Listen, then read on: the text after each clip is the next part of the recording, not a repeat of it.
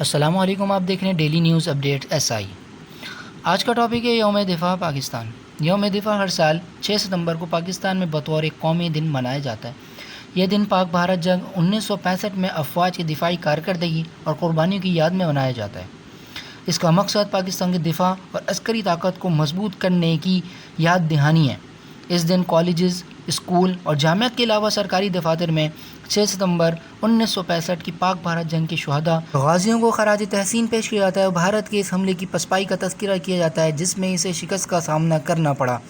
6 ستمبر 1965 کا دن عسکری اعتبار سے تاریخ عالم میں کبھی نہ بھولنے والا قابل فخر دن ہے، جب کئی گنا بڑے ملک نے یعنی کہ بھارت نے افرادی تعداد میں کئی گنا زیادہ لشکر اور دفاعی وسائل کے ساتھ اپنے چھوٹے سے پڑوسی ملک پر یعنی کہ پاکستان پر کسی اعلان کے بغیر رات کے اندھیرے میں فوجی حملہ کر دیا۔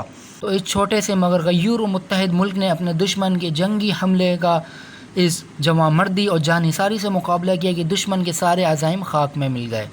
تو بین الاقوامی سطح پر بھی شرمندگی اٹھانا پڑی۔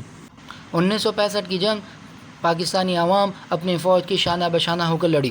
دوران جنگ ہر پاکستانی کو ایک ہی فکر تھی کہ اسے دشمن کا سامنا کرنا اور کامیابی پانا ہے۔ جنگ کے دوران نہ تو جوانوں کی نظریں دشمن کی نفری اور عسکریت طاقت پر تھیں اور نہ پاکستانی عوام کا دشمن کو شکست دینے کے سوا کوئی اور مقصد تھا۔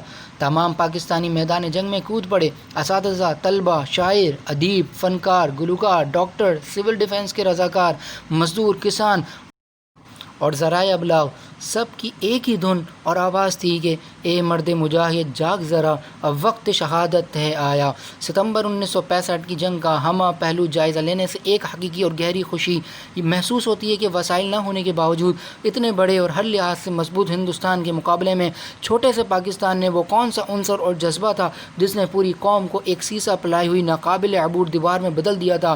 مثلا ہندوستان اور پاکستان کی مشترکہ سرحد رن آف کچھ پر طے شدہ قضیے کو ہندوستان نے بلا جواز زندہ کیا۔ فوجی تصادم کے نتیجے میں ہزیمت اٹھانا پڑی۔ 6 ستمبر کی صبح جب ہندوستان نے حملہ کیا تو آنن فانن ساری قوم، فوجی جوان اور افسر، سارے سرکاری ملازمین جاگ کر اپنے اپنے فرائض کی ادائیگی میں مصروف ہو گئے۔ صدر مملکت نے ایک پرجوش خطاب کیا۔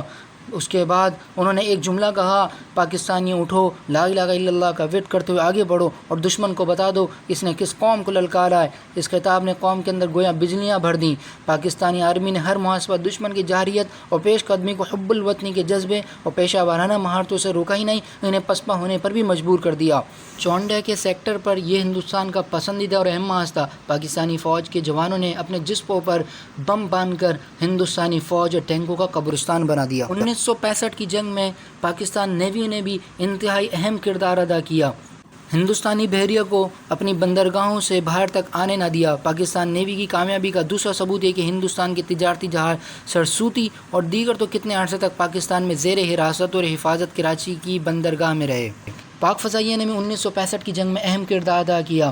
اسکواڈرن لیڈر MM عالم جیسے سپوت نے 1 منٹ سے بھی کم وقت میں دشمن کی 5 جہازوں کو مار گرایا تھا۔